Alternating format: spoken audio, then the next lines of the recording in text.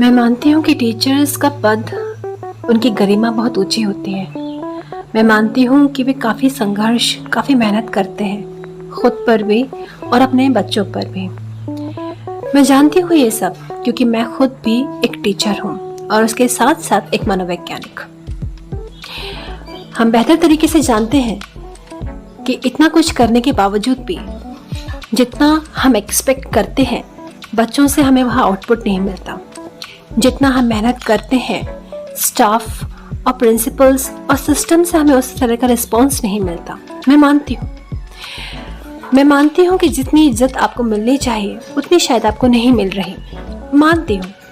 But फिर भी मुझे लगता है कि जिस हिसाब से भारतीय जनमानस में टीचर्स को गुरु के नाते एक ओहदा दिया गया है और उन्हें प्रेम और जो सम्मान मिलता है, उसके कंपैरिजन में आज जो टीचर्स स्वार्थी होते जा रहे हैं, इस प्रोफेशन में रहकर जितनी गरिमा का ख्याल उन्हें खुद रखना चाहिए उतना वो रख नहीं रहे हैं। हाँ, अनेक टीचर्स ऐसे हैं जो कोशिश करते हैं बट फिर भी उन्हें रिस्पॉन्स नहीं मिलता। पर फिर भी उनके कंपैरिजन में और पुराने ज़माने के कंपैरिजन में आज टीचर्स अपनी वैल्यू खुद खो रहा और ऐसे वाकया आए दिन हो रहे हैं जिसके चलते स्टूडेंट्स का भी टीचर्स से विश्वास उठता जा रहा है। पेरेंट्स भी पीटीएम पर टीचर्स को एक सम्मान की नज़र से देखने के बजाय ज़्यादातर एक शिकायत की नज़र से देखते हुए पाए जाते हैं। चलिए देखते हैं कुछ ऐसे ही वाकया और मैं रिक्वेस्ट करती हूँ टीचर्स कुछ इन घटनाओं से इंस्पिरेशन लें, सीखें और अपने अंदर परिवर्तन करें अगर वो कहीं ना कहीं गलत हैं तो। हम खुद जानते हैं कि हम कहाँ और कितने गलत हैं, तो कृपया स्वयं में संशोधन करें, इस पद की महिमा बरकरार रखें और दूसरों को भी एक श्रेष्ठ और योग्य गुरु बनने के लिए प्रेरित करें।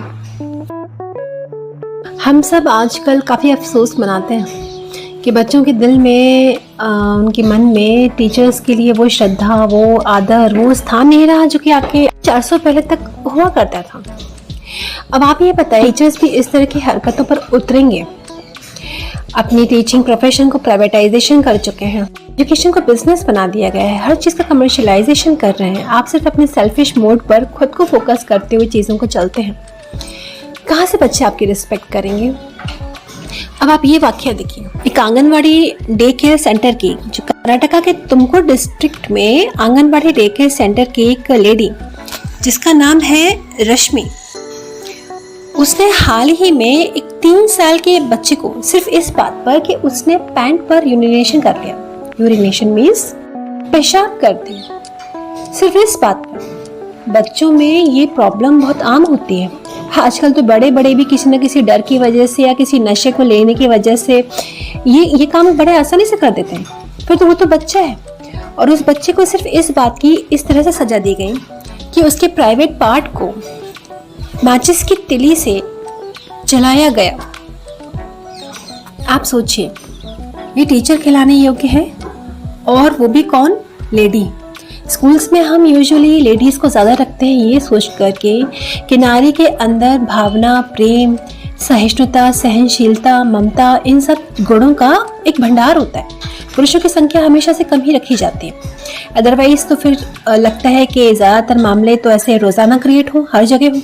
लेकिन लेडीज़ भी अब अपने वर्चस्व को, अपनी सहनशीलता को पूरी तरह से खोती जा रही है।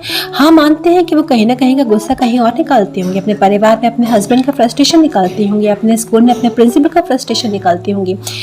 आपको लेकिन इतना सशक्त होना और इतना ईमानदार होना बहुत ज़रूरी है कि जिस पर आपको गुस्सा आ रहा है, जो सिचुएशन है, उस टाइम आप उस सिचुएशन को उस इंसान के साथ ही टैकल कीजिए। किसी का गुस्सा, किसी और बात का फ्रस्ट्रेशन किसी और पर मत निकालिए, खासकर से एक मासूम बच्चे पर बिल्कुल भी नहीं।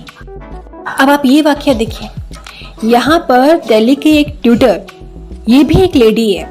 सोचिए, इसने 2 बहनों को रूम में लॉक करके इस कदर मारा कि आप उसके निशान साफ साफ देख सकते हैं, सर पर, पैरों पर। और कसूर क्या? सिर्फ इतना कि उसने होमवर्क नहीं किया। वाह, great, what a big loss. कितना बड़ा नुकसान हुआ ये भारत के लिए, उसके जीवन के लिए, आपके लिए, उसके परिवार के लिए बहुत बड़ा नुकसान हुआ, इज़न्ट इट?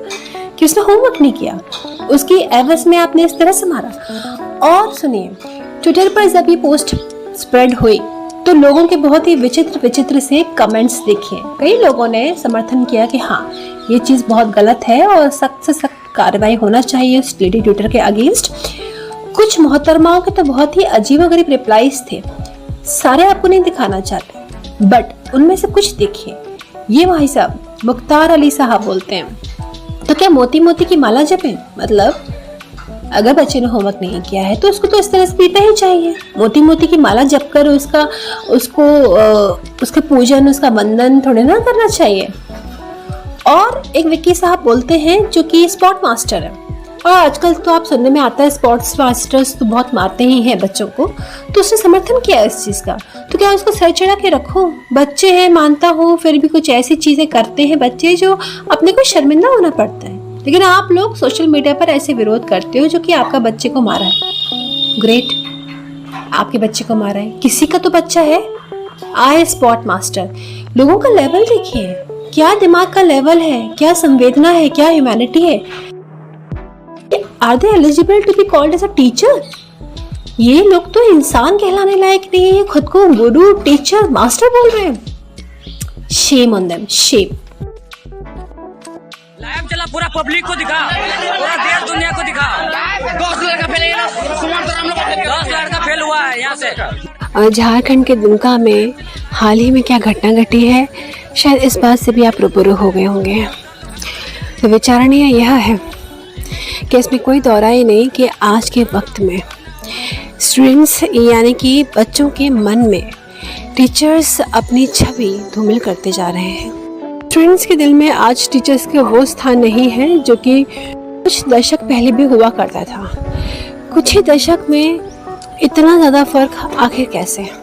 एक विचारणीय प्रश्न है जो कि हर एक स्टूडेंट को ही नहीं, हर एक टीचर को भी सोचना बहुत ज़रूरी है। कोई दौराई नहीं हो सकता है कि वो टीचर्स वास्तव में बहुत गलत हों, उन्हें रिस्पॉन्स ना देते हों, उन्हें ठीक से चीज़ें क्लियर ना करते हों, जो कि आजकल बहुत ही सामान्य है। बच्चे डाउट्स पूछते हैं, टीचर्स कोऑपरेट नहीं करते हैं, उन्हें स्कूल की या कॉलेज की आने के बजाय उन्हें ट्यूशन में आने के लिए मोटिवेट करते हैं। हो भी सकता है, लेकिन इसका ये अर्थ नहीं कि सॉल्यूशन के रूप में स्टूडेंट्स इस तरह का काम है। तो दोनों ही गलत हैं, किसी न किसी रूप में ज़रूर गलत है, तभी इतनी बड़ी घटना घटी है, अदरवाइज ऐसा नहीं होता।